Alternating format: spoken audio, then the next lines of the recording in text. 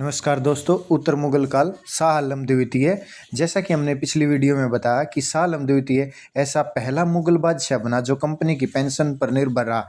ये 1765 से 1772, 65 से 72 तक शाह आलम कंपनी के अधीन नजरबंद रहा था। शाह आलम का वास्तविक कार्यकाल 1759 से 1806 तक रहा था। महाजी सिंधिया ने 1772 में शाह आलम द्वितीय को पुनः गद्दी पर स्थापित किया था।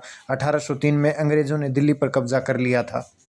अकबर द्वितीय ये 1806 से लेकर 1837 तक रहा। शाह आलम द्वितीय का पुत्र था। इसने राजा राममोहन राय को राजा की उपाधि दी थी। राजा राममोहन राय अकबर द्वितीय का पेंशन बढ़वाने लंदन गए थे।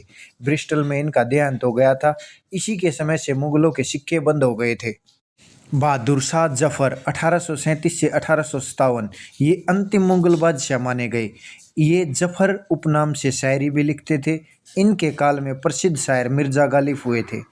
बहादुर शाह जफर के काल में 1857 का विद्रोह हुआ था, जिसका अंग्रेजों ने दमन किया और बहादुर शाह जफर को रंगून म्यांमार में निर्वासित किया गया था, जहां पर 1862 में उनका देहांत हो गया था। इस तरह से उत्तर मुगल काल या फिर मुगल सल्तनत पूरी तरह से समाप्त हो गई थी। इसी बीच में नादिर शाह का आक्रमण भी हुआ था, जो 1736 से 1747 के बीच में।